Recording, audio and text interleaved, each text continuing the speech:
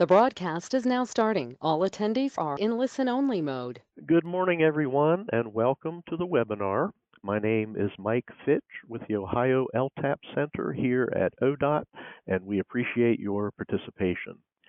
As we get started, please take a moment to locate the questions box in the GoToWebinar panel. During the presentation today, please use the questions box to send in any questions you might have. Looking at the handout section of the GoToWebinar panel, please note also that a PDF copy of the presentation is available for reference. With that, we will go ahead and turn things over to Lynn Stevens. Hello. Lynn, I think you're muted. Hi. Yes, okay. Thank you. Hi, everyone. Excuse me. This is Lynn Stevens. I am with our ODOT ODI division, Opportunity, Diversity, and Inclusion. Happy to have you join us here today. Me and my colleagues look forward to sharing information with you about our updates to the SBE program. So I will start with a brief welcome and followed by my colleague Jalita Stoltz, our DBE program manager, and Tina Collins from our Office of Contracts will speak, and then we'll round things out with Susan Staley's representative, Cheryl Stone, from our Office of Consultant Services. Alrighty, with that, next slide. Just to give you an overview of the Division of Opportunity, Diversity, and Inclusion, just in case there's someone who's not familiar with our division, we are relatively new. We were established in 2015. Well, now it's almost 10 years. Oh, wow, how time flies. And Lauren Purdy has been our Deputy Director since the beginning. We have 3 offices within our ODI division. First is our Office of Business and Economic Opportunity, led by Deborah Green.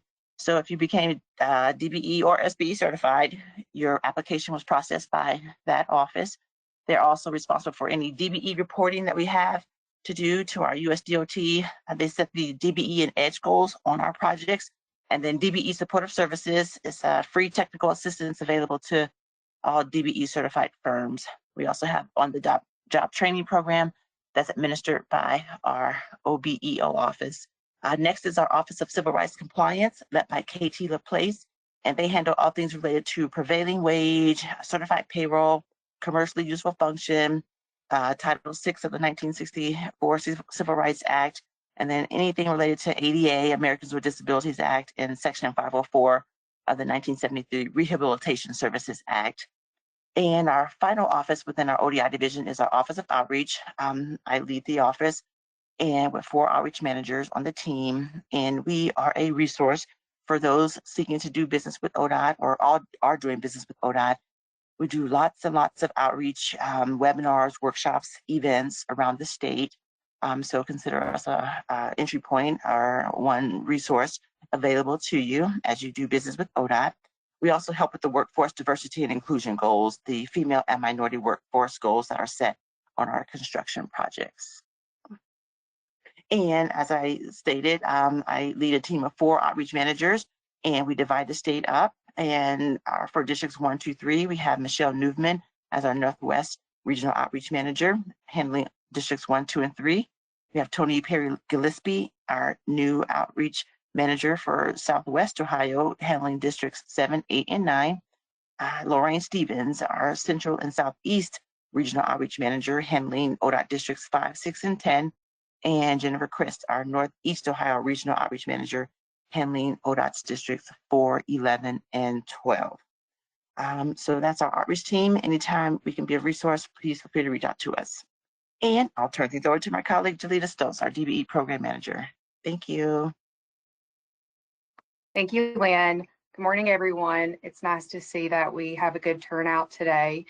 We had over 300 people registered for the webinar today, so we know there's a lot of interest in our small business program. As Lynn said, I am Jalita Stoltz. I am the DBE Program Manager here in the Office of Business and Economic Opportunity in the Division of Opportunity, Diversity, and Inclusion. And I'm here today to discuss the SBE program and some changes that we have upcoming that will be implemented this month.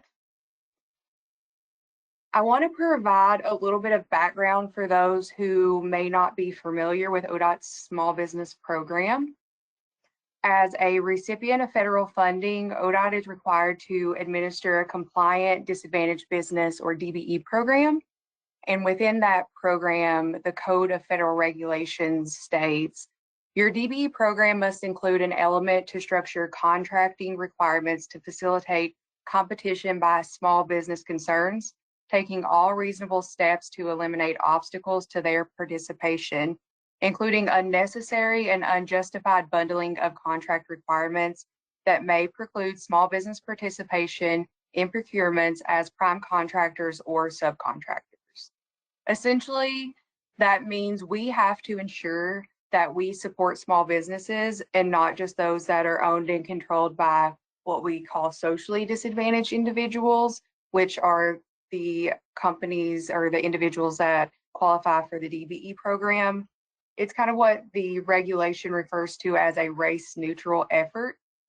This regulation further defines strategies for this, which kind of includes how our current program is implemented, which is to set aside small contracting and consulting contracts. So our current program is a set-aside program in which only certified small businesses can bid or put a letter of interest for a project and be awarded. So it's considered a closed market. Currently, in order to qualify as a small business, the firm needs to be a for-profit, heavy highway-related company. It's race and gender neutral, which means we don't consider these factors in determining qualification. The small business program has been set up to mirror the DBE program in many ways. Part of that is mimicking the personal net worth requirements. So prior to the change in the new DBE regulations, which occurred last May, the net worth was at max 1.32 million. That excludes primary residence and equity in the firm, and it's just based on the individual. So those are the requirements as of now. The program also required, as written today, that the personal adjusted gross income for an individual who owns the firm and controls the firm cannot exceed $350,000 averaged over 3 years. And then for the overall size cap of the program, the 3-year average for gross receipts differs by industry. Currently, the cap is $15 million for construction firms and $7 million for the consultant industry. Effective this month on the 24th, so here in a few weeks, we have made some adjustments to the program. This is both to help realign it with the new rule on DBE that was published last May, and also to adjust for inflation in our size standards that have not been changed over the last decade. The firm still has to be heavy highway related. That's because this program is specific to ODOT and ODOT projects. But the personal net worth cap was raised to reflect the new DBE standards. So that's increased to 2.047 million. And it excludes primary residence, equity in the firm, and it also now excludes qualified retirement accounts. So a firm that is applying for certification will utilize the same form as required by the DBE program when they submit their application. We've also removed the adjusted gross income requirement from the program, which we found was posing a barrier for some of our S corporations. Though I do want to note that adjusted gross income can still be considered if there are concerns about economic disadvantage, even if an individual is under the personal net worth requirements, but ultimately it doesn't preclude certification.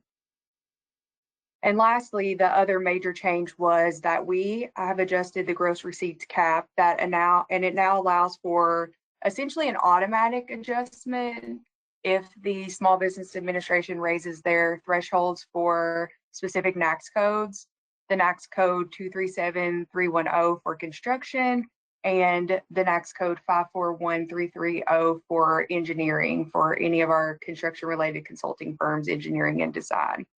So currently the size standard for construction will be 22.5 million averaged over 3 years, and 12.75 million for our engineering and design firms averaged over 3 years. So it's a decent increase to the size standard that will hopefully allow more firms to remain eligible for the small business program. As noted, the small business program closely mirrors the DBE program. We evaluate applications based on the DBE requirements for ownership and control. Essentially, if you were to look at the Code of Federal Regulations, you would replace the term DBE with SBE and the term socially and economically disadvantaged with economically disadvantaged. So if you want to see the requirements in full, you can review that, but just some basic qualifications are that the owners that are economically disadvantaged, they need to be the ones who are managing and controlling the firm. So we evaluate that. We also have to evaluate ownership investments, and those have to be compliant with the DBE standard as well. And this was a change that occurred in the May 9th ruling.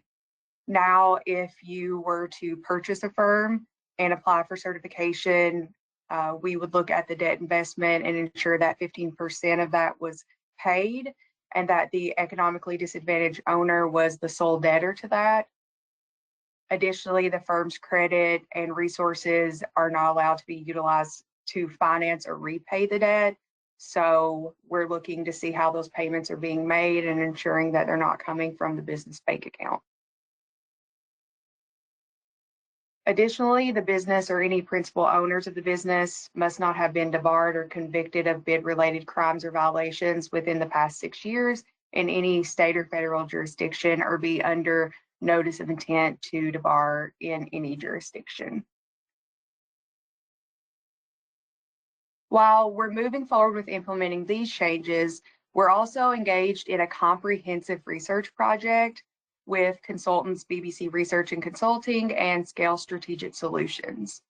These consultants will be reaching out to various small businesses to obtain feedback on our small business program. Beginning next month, small businesses may receive a survey link, and there will also be focus groups and interviews with small businesses to collect information and insight alongside talking to internal ODOT employees. So we know that it's really vital to get your feedback and ideas about the program, so please respond and provide your honest opinions. The research collected is going to guide how our program is structured in the future, and that, the options are limitless, I would say, in how we structure this program.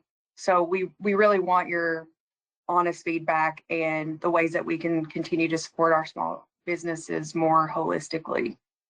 If anyone has any questions, please reach out to the email address on the screen that goes to BBC Research, and they can talk to you more about the research that they're conducting. We're just really looking forward to the results of the study to determine how better to enhance the program. The study is expected to be concluded early 2026, so this is a long-term project. Recommendations are due to us in the early part of 2026, so we have about a year of them collecting data, and then of course we will review all recommendations and determine what we can possibly implement and go through those stages as well. So there's going to be plenty of time to provide feedback. All right, so next, just to circle back to the certification process, for anyone who is on our webinar today who is not currently certified, you may apply at any time via our certification management system. We contracted with B2G Now and implemented our system back in September. I will provide a link to that in a future slide. But basically, the process to be certified, you submit your application within 30 days of receipt. Someone from our team will let you know if it's considered complete and suitable for evaluation or if there's additional information that is required. We make decisions within 90 days of a file being deemed complete, though we can extend that for up to 30 days. If we do need to extend the time frame, we will provide written notice to you, and that can, those reasons can differ, whether it be the amount of files that we currently have and that we're unable to make a decision within that time frame, or it could be for lack of response on your side. But like I said, if we do need to extend it, you will be provided written notice. And we also do need to conduct an on-site visit to the firm's principal place of business during the certification process. If the firm's principal place of business is outside of Ohio, we utilize Microsoft Teams in order to conduct a virtual on-site review. The next few slides, I'm just going to walk through the B2G Now system to show any potential applicants how to apply. Later, we're going to talk more about the requirements of currently certified small businesses. So I'll get through these next few slides pretty quickly, but I wanted you to have a reference point for when you do go to apply. So you will visit the link, it's up here at the top, and you guys do have these slides. ohiodot.dbesystem.com. This is a snapshot of what the landing page looks like and how you log in. You go to vendor login. If you have an account with B2G Now through any municipality, you're going to log in. Sorry, I saw a question in the chat. I'll come back to that. You're going to go to vendor login. If you do not know your username and password, go to account lookup. We recommend that you use account lookup if you are unsure if you have an account, because like I said, you may have worked with another municipality and not have to create a new account. Once logged in, you're going to see a dashboard that looks like this. And under this key actions, you're going to go to renew and apply or apply for certification. This leads to what we refer to as a decision tree, where you'll follow the steps until you land on submit a new SBE application. I know that the screen may be a little hard to see right now, but it just asks some basic questions on whether or not you're already certified to lead you to the right option. Once you're there, you can choose any prior application or existing account information to complete the application. This is a really big benefit to the new system. It can be a big time saver because it's going to pull that information for you. After that, you'll see a document list preview that lets you know what documents that we need in order to apply. For the SBE program, it is a shorter list of documents than the DBE. We require your federal and personal taxes for the last 3 years, your personal net worth statement, a resume, information on contracts, and information on equipment. If you do not file taxes under a cash basis, I would recommend uploading alternative documentation under this supplemental documents phase, and we'll talk more about how those are uploaded here in a second. But you'll have to check the box and click continue. And then it'll take you to a screen that shows all the different sections that need to be completed. I'm going to go through each of those sections really quickly. This is section 1, general information. When I went through the training system, I clicked to pull information from my profile and it automatically filled all these boxes for me. You'll see the red is required and the yellow is optional. You need to look through this, verify it's correct, and then once you click save and return, it'll turn green to show that it is complete. Section 2 is basic business information, very basic information, what type of entity, if you're a corporation, where you were incorporated, the date the firm started, and a concise description of the firm's primary activities. This will be part of our SBE directory, so I do recommend that you provide a nice description of what your firm does there. Section 3 is owner-officer information. Here I had already clicked save and return to summary, and you can see that it is green. That shows that it has been completed. So just an example of that. You do need to enter all owner and officer information here. So if you have multiple owners, please enter all of their information so that it adds up to 100%.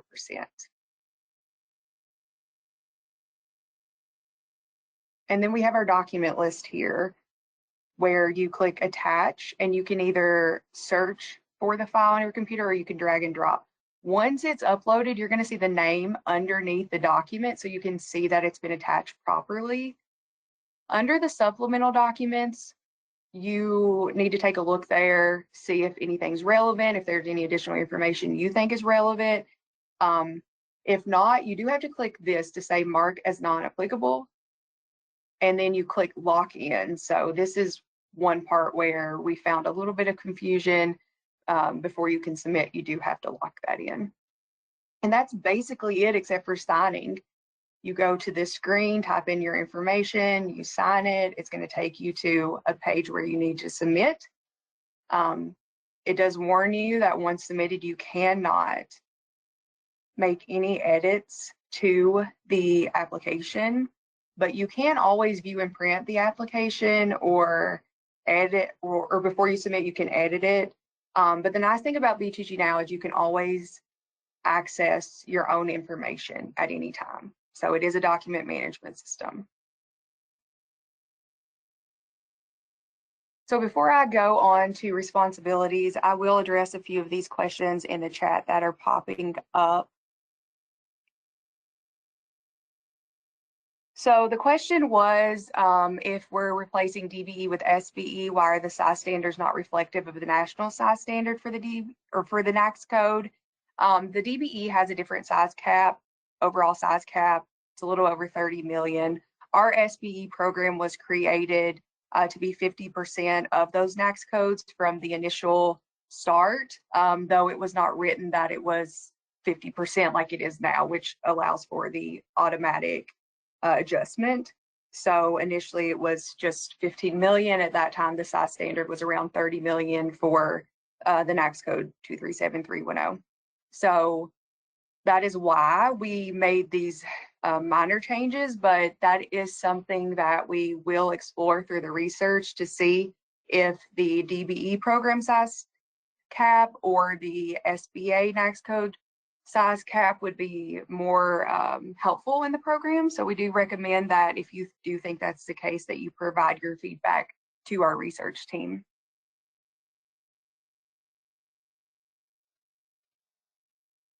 Okay, so currently the size standard for 541330 engineering is 26. I'll have to double check that. If I'm wrong, we will make that adjustment.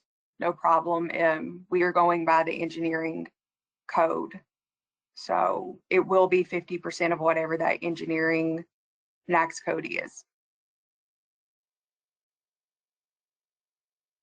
And if you're already DBE certified by ODOT, what's the benefit in obtaining the SBE? It's you have to be SBE certified in order to bid as a prime contractor on any SBE set aside contracts. So it is administered differently than our SBE program. Or I mean, sorry, it's administered differently than our DBE program. DBE, we have the goals on projects.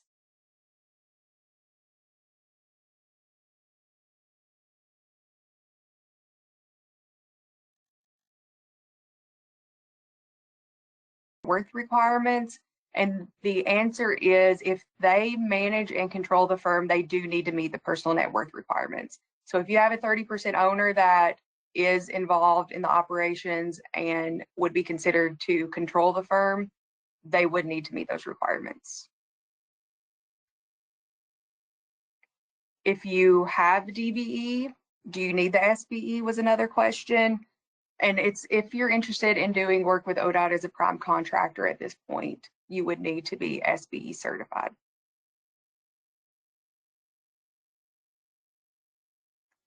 I see another question. If you already have the DBE certification, do you have to apply for the small business certification? And the answer is yes. If you wish to be considered for small business certification, you do need to apply. If you're not DBE and you want to be both DBE and SBE, we will process those applications at the same time so that you don't have to go through 2 on-site visits.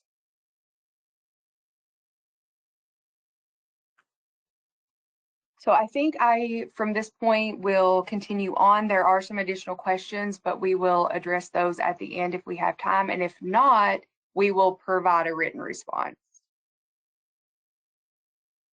All right. Oh, sorry, my slides went ahead.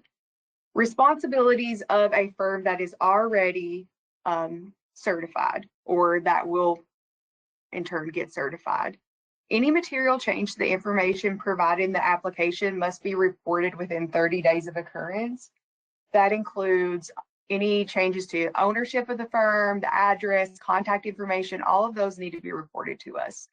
If you are also DBE certified, you do not need to submit this information for the SBE program because we'll already have it if you've already fulfilled the requirements for DBE by reporting that information.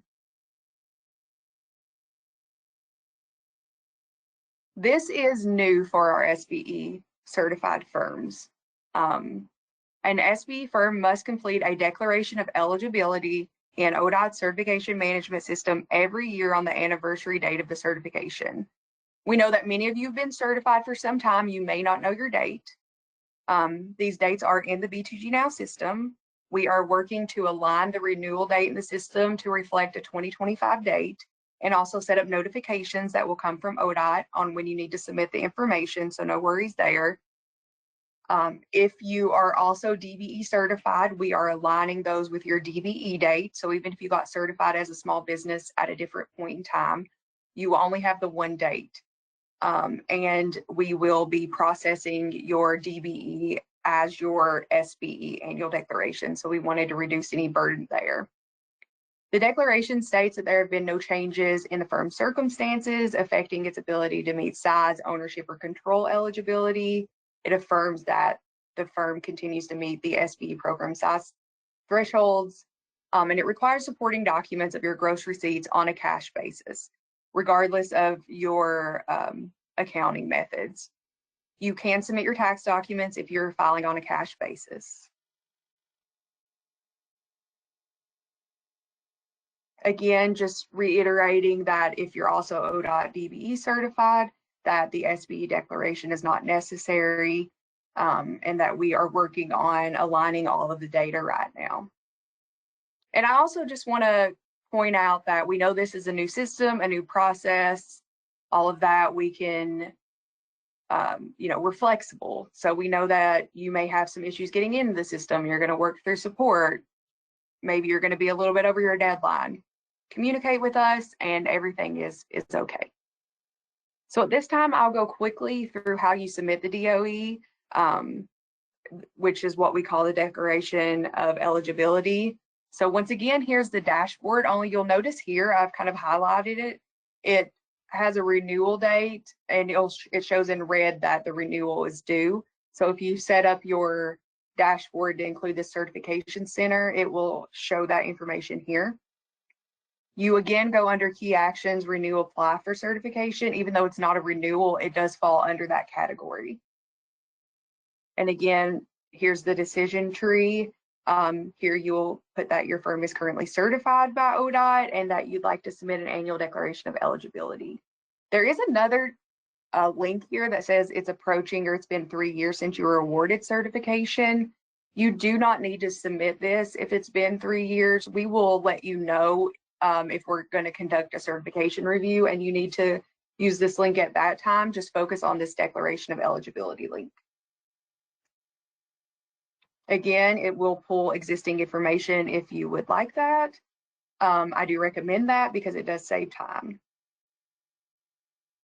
And there are eligibility requirements here just to make sure that you're in the allotted time frame. We recommend that you submit this no more than 30 days in advance of your anniversary date. Though if you do need to submit it a little bit earlier, that will be fine. You can still click yes and proceed. And again, it will show you the documents that are needed. Here you can download the Declaration of Eligibility form. Here's an example. Well, this is the form. It's not an example. This is the form that you'll be signing if you are only SBE certified, affirming that you meet all the requirements. Feel free to read through that. You can sign this electronically, and then you'll upload it into the system. I'm just going to click through the required information, just like I did with the application. Again, just general information. It'll pull all this in. Once you click save and return to summary, it'll turn green and show it's complete.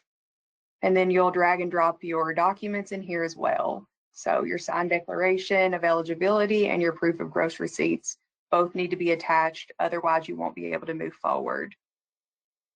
Supplemental documents, if there is something additional that you think you need to provide, you can do that here. Otherwise, make sure you click mark as non-applicable and lock that in. If you do run into issues, please note we cannot see your information until you submit, but you can utilize a utilities tab and you can grant access to a user in our office. So if you call me up and you have questions and you're already in the application, that's important, you're already started your DOE, then you can grant me access. I can go in there and see where you're stuck on and provide more guidance. Additionally, you can click customer support on any page that you're on in the system. It will take a screenshot of that and it will send that screenshot to their customer support, who can better direct you. B2G Now has their own technical support. They are the best person to call if you're having any issues with the actual system. If you have questions about the application, then that can go to us and we can direct you better that way. We'll do our best to direct you as we can, but we do sometimes have to send you to their support team. And again, we're flexible. So if you're having issues accessing the system and you're working with support, that's fine. You can let us know. And we'll work with you on that, on any delays in getting the information in. And that basically wraps up my portion of the presentation. Here is my email and our general email in case you have any questions. I do see there are quite a few questions in the chat. We have about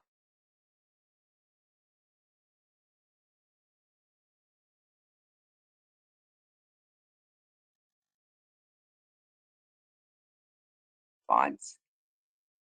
So I'm scrolling up right now.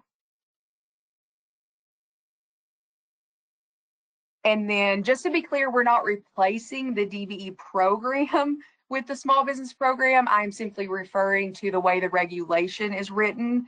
Our guidance is to essentially replace it within the regulation and how we're administering the small business program. So just want to make that clear. The DBE program still exists. We just follow the rules under the DBE program, but essentially look at economic disadvantage and not look at race and gender. If you supply materials for ODOT projects, you would qualify as a heavy highway related business, but it would be unlikely that you would be a prime contractor on ODOT projects. And so you likely would not want to apply for the small business program at this time. Our small business program does not assign NAICS codes either because it is a prime contracting program. How often does the department review already established SBEs to verify they're under the thresholds? That will be done on an annual basis moving forward. And that's what the declaration of eligibility will allow us to do.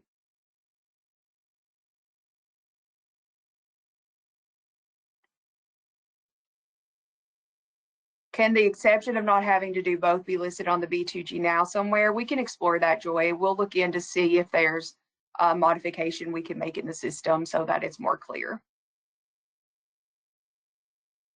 And just to also clarify, you need to be certified to be eligible for the SBE set-asides, but not to do work with ODOT as a prime. I'm talking about just the projects that are marked as a small business set-aside.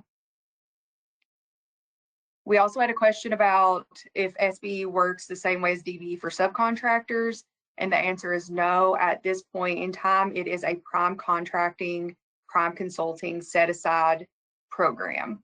So we will explore if goals is something useful in the SBE research. P&W and gross receipts the question about S corps. But I think I can answer this generally. Personal net worth is always looked at on an individual basis. Even if you are married, it's looked at just your finances. Gross receipts will be the same. The issue we were having previously was that it was putting owners above the adjusted gross income because of the business income being included in personal taxes. And so it was putting them over the $350,000 allowable for adjusted gross income, and we have removed that requirement so that if someone does exceed that based on their business income, it will not kick them out from being certified. If you're already certified, you do not need to reapply. You remain certified. We will evaluate each firm on an ongoing basis throughout the year in order to determine if firms are still qualified for the program, but no need to reapply. There's a good question on if the SBE program utilizes federal dollars, and if so, how are we not required to use the threshold for the DBE program? The answer is the small business program is ODOT's program. It is administered under the DBE program, but we do have flexibility in how we administer that program. So that goes back to the research project in determining if there are other tweaks that we need to make. Right now, we just made the basic adjustments in order to provide a little relief from the inflation over the last decade.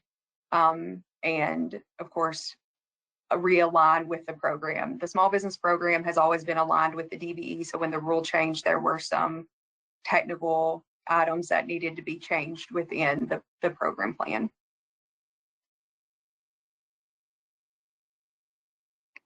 So at this point in time, in order to make sure we get through all our content, I am going to go ahead and switch gears. We're going to start talking about SBE project bidding requirements. Just a basic overview, the SBE has to perform and exercise responsibility for at least 30% of the total cost of the contract with its own workforce. This is part of performing a commercially useful function. And in order to bid or submit a letter of interest on an SBE set aside, the company has to be pre-qualified with ODOT's Office of Contracts and or the Office of Consultant Services. And that is where we're going to get into next. I'm going to go ahead and turn this over to Tina Collins to talk about the Office of Contracts. Thanks, Julita. The Office of Contracts is responsible for the scheduling and sale of all construction contracts for the department. So this encompasses a few things, includes addenda, the online bidding of all of our construction contracts through project bids and Bid Express, clear through the contract execution process. So that's all bundled under Dan Stacy and the Office of Contracts functionality. Some of the things that I'm going to discuss, and this won't take too long, but I wanted to talk to you more about the perspective of the requirements for construction pre-qualification and less about how to become pre-qualified. There are requirements for pre-qualification that need to be considered before just jumping into the process to get pre-qualified, because it does take a little bit of time, and I'm going to go through those requirements. And then I'm briefly going to discuss like how to find information to bid on our contracts. So if you check out this slide, back up one just for 1 second, Julita. So the bidding opportunities online, pretty much everything how to bid a construction contract is going to be on this webpage, bidding. So contracts/bidding, I think it's under doing business on the website, but that's going to pretty much have everything you need to get started and get going. Okay, to dive into the pre-qualification requirements. One thing to note is pre-qualification for the construction side. Cheryl is going to discuss the consultant side. We get, it seems like the last 6 months or so, there's definitely some confusion on which route companies need to take. Are they a contractor? Are they consultants? So I'm going to try to hopefully clear some of that up, and then Cheryl will close that out with the consultant stuff. So for the construction side, pre-qualification is required to become a prime contractor. That's the one highest level rule on pre-qualification. For subcontracting, pre-qualification is not required. There are a couple exceptions to this, and they include the work types for bridge painting, concrete sealing, and the pulling or installing of fiber. So those are kind of important things to note, because subcontractors can do up to, right now, $2 million worth of work in a given calendar year without being pre-qualified.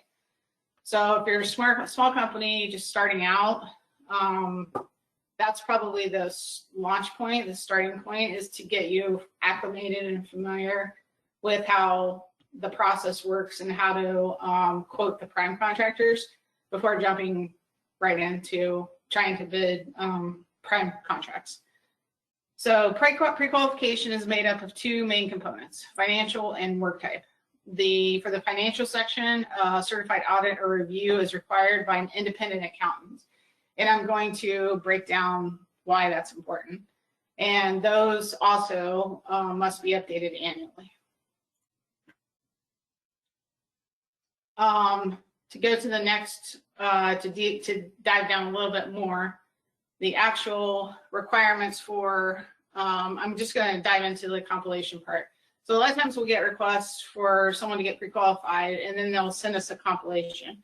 A lot of times compilations are done by the controller or someone inside of the company. Sometimes it's a CPA, but compilations are not acceptable. We do not take them because there is no certification of the information that we're getting back. There's no, in accounting vernacular, I think it's called level of assurance on the data provided.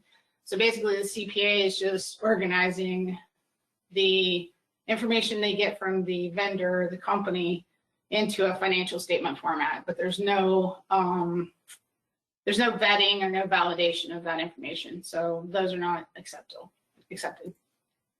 If we move on to the audit and review, certified audits, the CPA does an independent review of the company's financial records. This is like, one of my neighbors is an accountant, and he has explained the process to me, and it's a full, they go on site, they dig into all their records to verify their equipment, any assets, liabilities, everything. And then the CPA is taking that comprehensive review of the company as a whole, and then they generate or create an audit report that certifies their findings. There's no financial cap on an audit, so just to touch on that briefly, when you submit a pre-qual application, there's a formula that pulls some stuff off your financial statements and comes up with how much you're going to get pre-qualified for. There's no cap on that, so whatever the numbers end up being, that's what they end up being. Reviews are similar, but they're not a full audit, but it does dig deep enough for the department to have a certified findings of the status or the state of that firm. Reviews have a cap of $5 million right now, but I think I'm 95% sure that's going to be increased to $7.5 million later this year. And then to dive into the work types just briefly, work types for every work type that you want to apply for, there's different, they're called minimum skills requirements. But basically there's different requirements, and the online system does walk you through that. So it's going to walk you through that in the terms of does your experience include, for bridge work types, does your experience include 5 bridges or 8 bridges in the last 5 years? And then you have to provide detailed information for each one of those. Like the owner of the project that you worked on, did you do it as a prime or a subcontractor? And, just drills down on all the details. Each one of these work types is very different. So if you're a consultant and you're on the fence, whether you need to do consultant or construction, If you see clearing and grubbing on the list of work types, you're probably in the wrong spot if you're a consultant, and you need to go down that path. So just to reiterate, before applying for pre-qualification, understand the difference between the consultant and the contractor pre-qualification. The contractor pre-qualification is going to be the people that are out on the project site with the hard hats doing the work. Consultant pre-qualification, I think and Cheryl's going to dive into this, but like consultant inspection, that they also might be on the project, but that's a consultant services work type. And hopefully I didn't just confuse that. And again, you can do up to $2 million worth of work in a year without being pre-qualified. And that's about all I have. So if anyone has any questions, you can toss them in the chat, or you can always shoot me an email later. Thanks. Thanks, Tina. It looks like we don't have any specific questions on pre-qual right now. If any come in, we'll address those as we go, after we go through consultant services. All right. I'll turn it over to Cheryl to talk about consultant services. Hello, everybody. My name is Cheryl. I'm one of 2 process coordinators in the Office of Consultant Services. We are a division of the engineering department, and our office facilitates the hiring of consultants to perform work. We hire consultants to perform planning, environmental studies, design, bridge inspections, construction inspections, and right-of-way acquisition tasks. The mission is to assist districts and other offices in contracting for the services of consultants need to support the mission of the Ohio Department of Transportation, and we develop agreements which effectively provide professional services. In establishing these agreements, we assist our customers in selecting qualified consultants and conduct adequate, I can't even say the word, negotiations to provide approved legal agreements. We hire consultants, the work types referred to as professional services in the Ohio Revised Code. Other types of work may be advertised by other offices, but Office of Consultant Services pursues consultants for these specific work categories. In planning, environmental studies, design, bridge inspection, construction inspection, and right-of-way acquisitions. And these are referred to as professional services, again, per the Ohio Revised Code.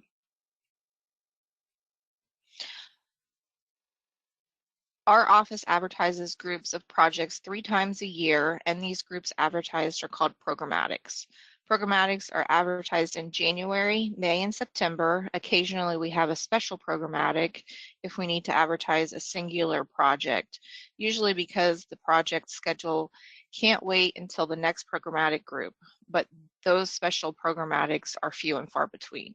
Each programmatic group usually contains between 40 and 60 projects, and each prime consultant can go after up to 8 projects in each programmatic group.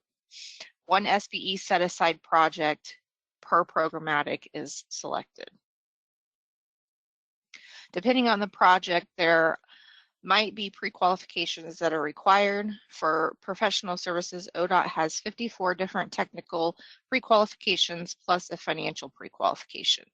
Within the design pre-qualifications, for example, there are 19 different pre-qualifications a firm can get, such as non-complex roadway design, complex roadway design, and non-complex roadway design, bridge design level 1, bridge design level 2, safety studies, subsurface utility location services, and various geotechnical services, and so on.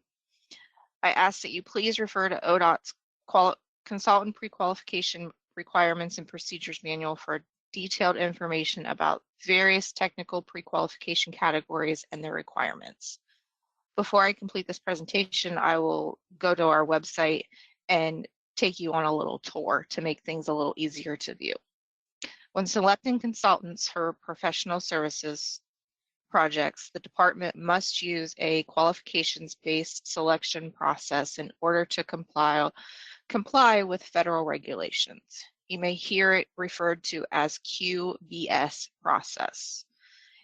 What it means is that ODOT cannot select firms based on cost for each programmatic. A firm may go after up to 8 projects in that group, and a firm will submit a letter of interest, or an LOI as we refer to it, that includes information for each project they're submitting on, such as their proposed key staff, including sub-consultants, their proposed project manager, their project approach, and any past performance history.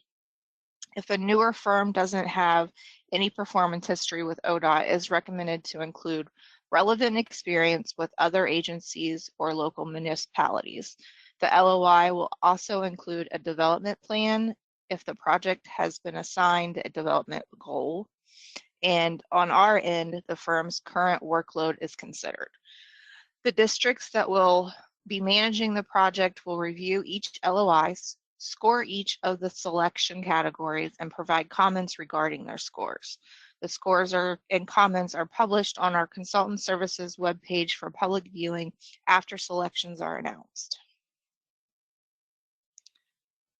It is not until after the selections are announced that we get into the cost portion. Our office is in combination with the districts, will negotiate fees with the prime consultant. The department, in conjunction with ACEC Ohio, developed a fee guidance document that is used as a benchmark during negotiations. Per federal regulations, the goal of negotiations is to arrive at a fair and reasonable price for the advertised work. Once ODOT and the prime agree on the fee, our office will execute the agreement. At that point, the consultant will be notified that they are authorized to proceed. The department has a goal to execute all professional services agreements within 90 days of selections being announced.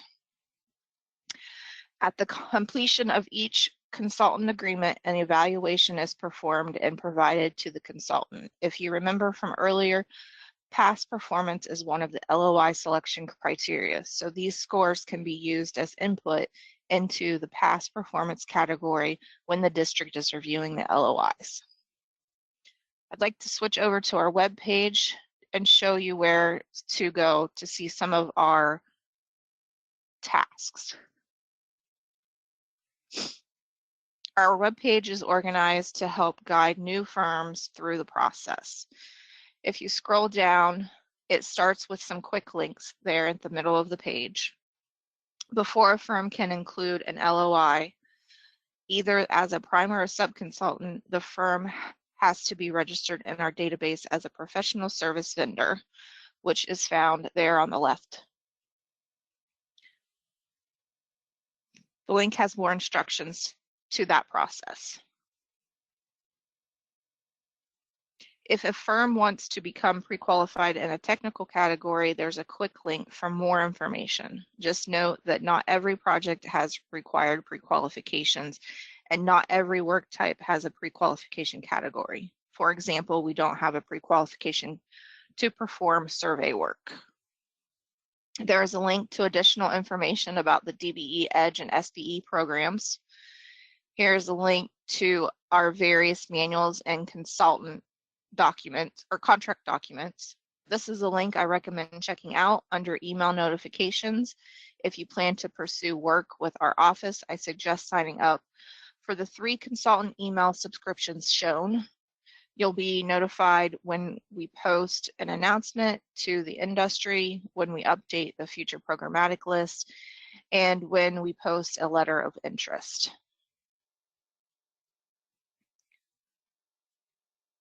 Lastly, there's a link for information on how to access the ODOT's FTP site. The next selection on the left is a running PDF file of announcements we've put out to the consultant industry. Up at the top. Hold on a second, Cheryl. Where is the link to the FTP site, since it's showing? Scroll up just a little bit. Make sure that I'm giving them the right thing. right Oh, there here. at the top, yes. And then the announcements are there on the left. Yep, got it. Sorry about that. No problem. If you want to go back.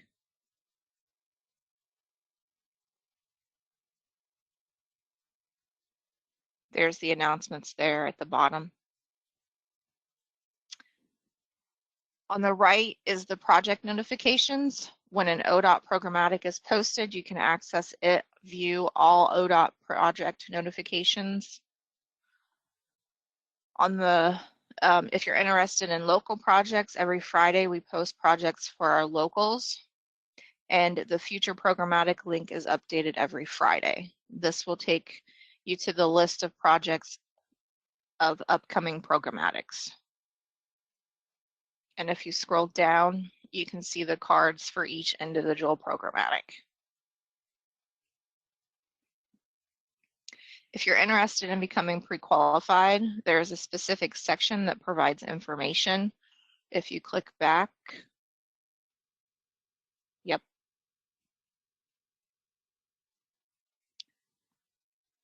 The pre-qualification manual, a list of training courses. You can see which firms are pre-qualified and which categories, and a list of individuals who are pre-qualified to perform construction inspection and right-of-way acquisition. If you scroll to the right, you can access the pre-Q user manual, which actually in this screen is just down one.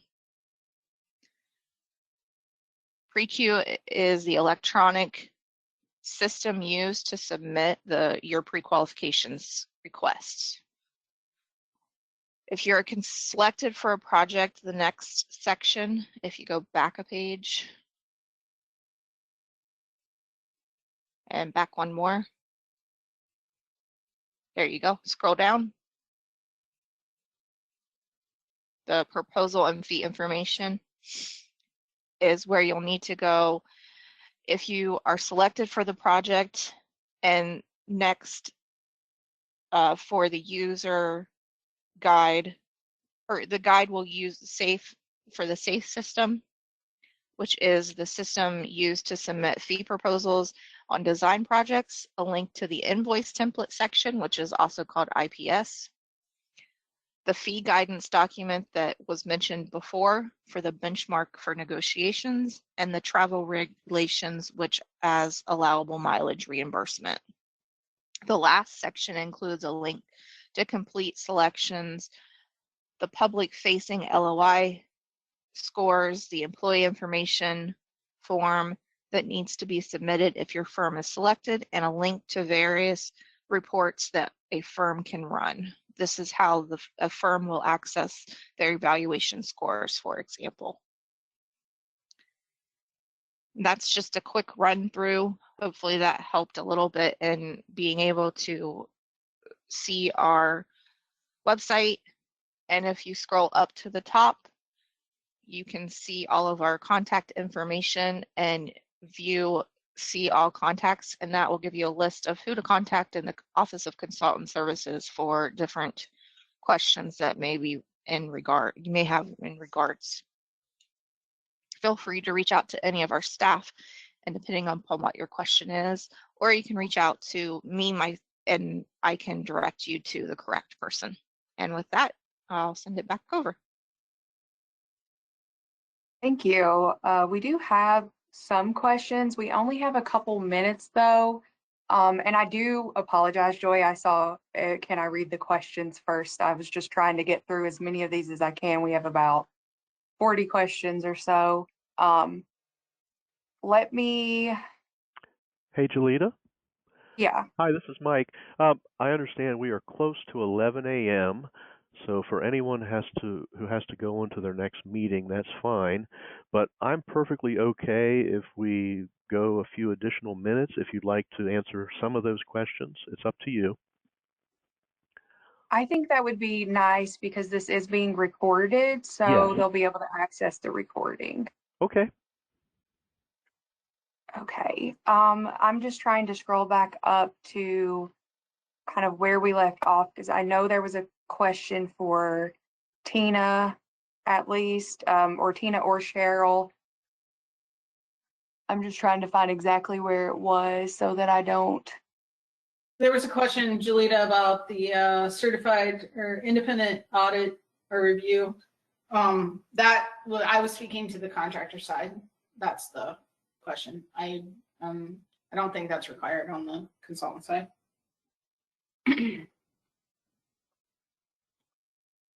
I do want to go back really quickly to the SBE size standards, just to make sure this is clear, because there are some questions here.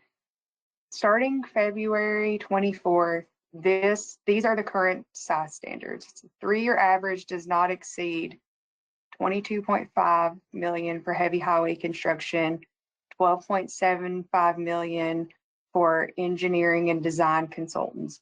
These are 50% of the total SBA size standard that's laid out.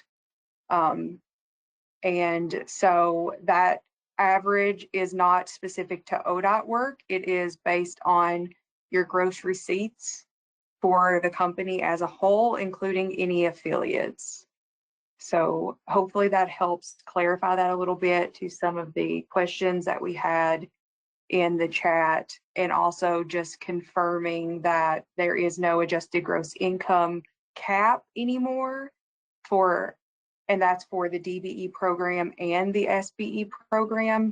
The DBE program never had a hard cap on adjusted gross income, but the small business program did. Personal net worth is different than adjusted gross income. It's based on just the individual, including if you are married, it is based on just you. Any joint assets would be at 50%. So I hope that does clarify that a little bit. We do have quite a few questions. As I said, we will try to also provide a response in writing to a lot of these. Hey, Julita. Yeah. Can I add one thing real quick? Yeah. So I think someone upped the threshold for me and didn't maybe let me know on the review. So I told you guys the cap was going to be 7.5 million starting with in July. I think it's actually going to 10 million. So just to let you guys know. Thank you. Thanks, Chris Engel, for letting me know. All right, so going back to some of the questions in the chat, there was a question, it was, why is there no reciprocity for DBE firms to be SBE certified? The answer is because at this time, the small business has lower thresholds for size standards. So we can't necessarily do reciprocity because you could exceed the small business size standards and still fit into the DBE requirements. There was also a question, if you have to have DBE in different states, do you have to apply for the SBE in each state? The answer is yes, because there is no one mandated small business program nationwide. And so programs across states can vary. There was also a question on if out-of-state firms can apply for SBE and if they need a local office to apply. The answer is you can apply. You do not need a local office. We will conduct an on-site virtually via Microsoft Teams in order to evaluate your eligibility for the program. We do have questions, and I'll probably have to defer to Deborah or David if you're on the line, but there is a question. If DBE goals on contracts are set to 0%, will ODOT increase the DBE goals on other contracts? And this is based on the lawsuit by Bagshaw Trucking and Mid-American Milling. Or if you guys want, I can try to answer that. This is Deborah. Can you repeat that again? Yeah. Sorry, I just want to make sure I'm understanding the question. If DBE goals on certain contracts are set to 0% based on the recent lawsuit by Bagshaw Trucking and Mid-American Milling, will ODOT increase the DBE goals on other contracts? I mean, we're basing the DBE goal setting on availability for that particular type of work and that region. So I don't necessarily think that we would just automatically increase anything. It would have to be based on availability for that project. And I will say that, as you know, with our letting process, goals are set pretty early. So we wouldn't go back and adjust goals to increase them or anything like that, just because a goal was removed on another project. But we are keeping the goal setting committee informed of the goals that are being removed and what's happening with that. But we are basing it on the availability of ready, willing, and able firms at that time. Thank you.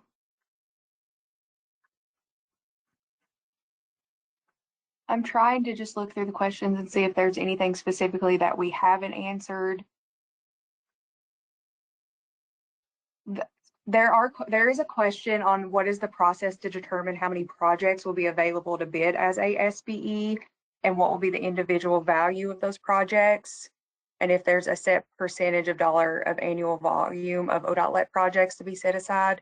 So at this point in time, there is typically one small business set aside on the consultant side per programmatic, and we strive to have at least one set aside, I would say, on the bidding side, but it doesn't always work out that way. The capital programs administrators for each district are tasked with identifying on the construction side what projects can be set aside based on the availability of pre-qualified and certified firms who can perform the work. I believe ODOT has an overall goal of about 40-ish projects a year on the construction side, though we don't always reach that amount. It just depends on the projects that are coming out.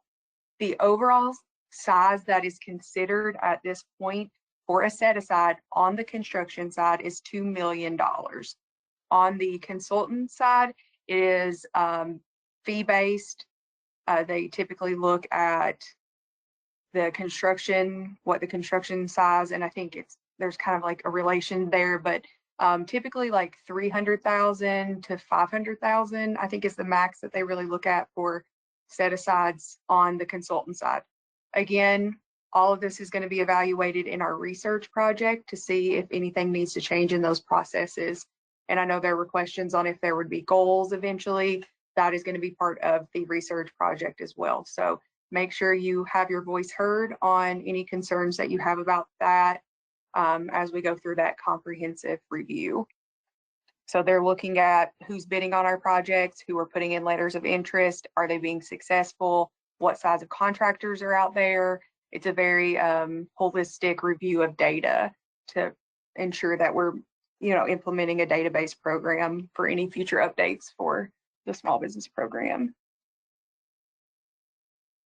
There was another question on when do we need to submit the DOE certification if you're existing as already certified essentially as a SBE. Those are going to be on a rolling basis. We're basing them on the date you were certified. We are working on the data to align those dates. And so hopefully being in March, firms that have a March certification date will begin submitting those. But you will receive a notification from us that you need to submit. So just hang tight until then. But feel free to log into the B2G Now system and you can see your certification date in there. The renewal date just may not be 100% accurate right now because we are working to align those to have a renewal date for this year. There was an additional question, does landscaping or soil remediation fall under design activities for heavy highway related construction? I will have to look into that and get back with you on which category we would put that in, whether it be construction or design. So I do promise a written response on that. I just want to confirm.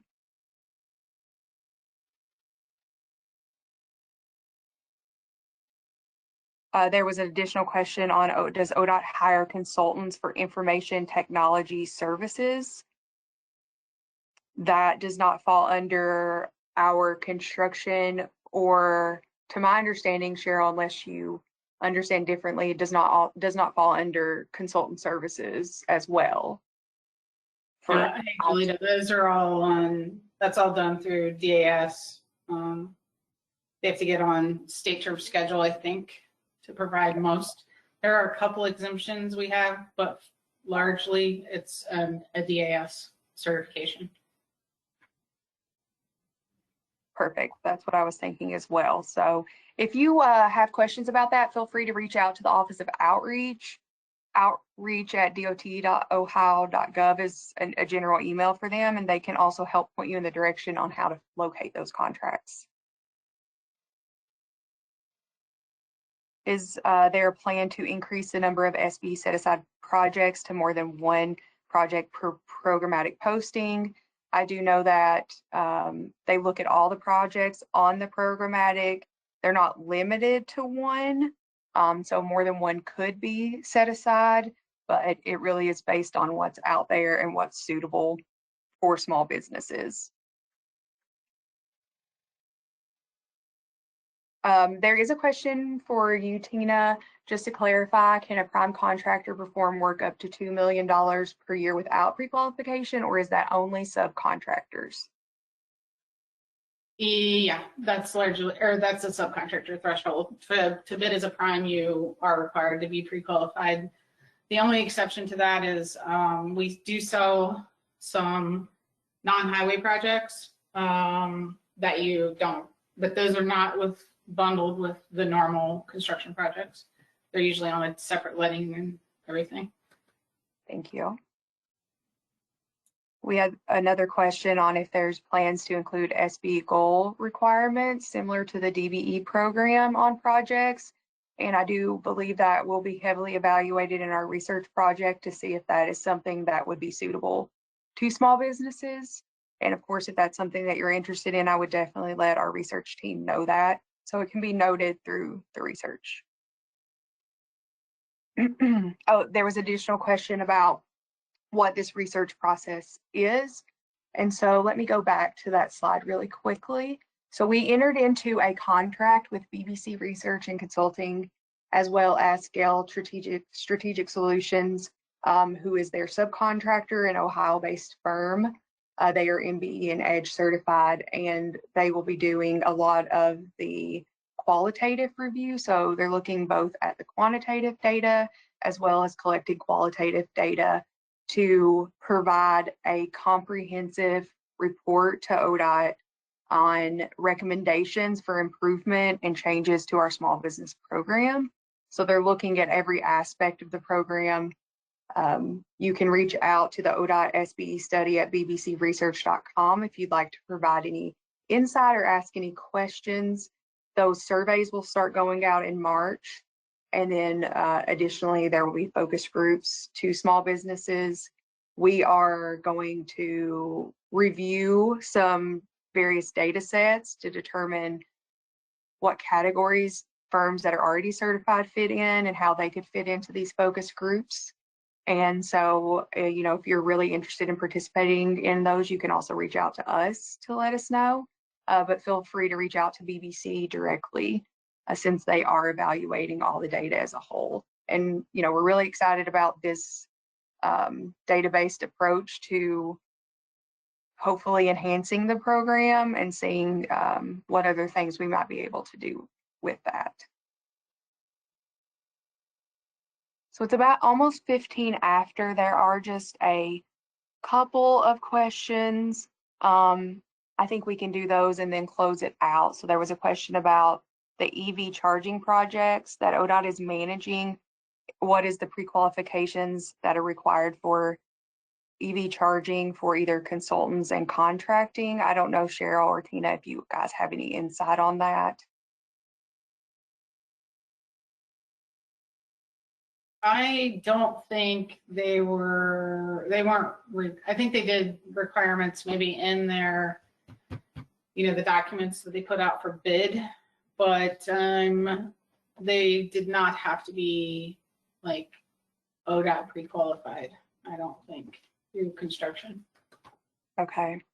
Cheryl, I do not believe that I know that we don't have any, but there may be like a, I'm not sure that there isn't like some type of pre-qualification, but directly for EV, we don't have any pre-qualifications. Yeah, that's what I was trying to say. I don't know what Cheryl said. I think they put it in the bidding document, so I think there were criteria for them, but they weren't like officially ODOT, you know, the normal like contractor pre-qualified or consultant, because they were like, a lot of the bidders on those were like Pilot or Meyer or, you know, big franchises. All right, thank you. The last question was, is this available for consultants working with housing authorities on inspection services? No, this is an ODOT specific program. Right now it is only ODOT let projects. So it's items that we're bidding out under either construction, Office of Contracts, or through consultant services. And so, and it's heavy highway related. So we don't touch any buildings or anything like that currently with the program. It is on federally funded projects as well that we are allocated for transportation related projects. So that is it for the questions. I just want to say thank you, everyone. We had so many questions in the chat. We had over 40. And so I think that shows the interest in the program. And I'm happy to further answer any questions or clarify anything that we talked about here in the presentation. It's a lot to take in, and I want to make sure everyone's clear on the requirements. So feel free to reach out to me at any time. And we can also look through these questions and see what kind of written response that we can provide as well in case we miss something. Just whatever we can do to help you understand the certification, the declaration of eligibility, or how it's applied, we are happy to do so. So we appreciate your time, and we hope you have a great rest of your day. All right. Thanks, everyone. Bye. Thank you.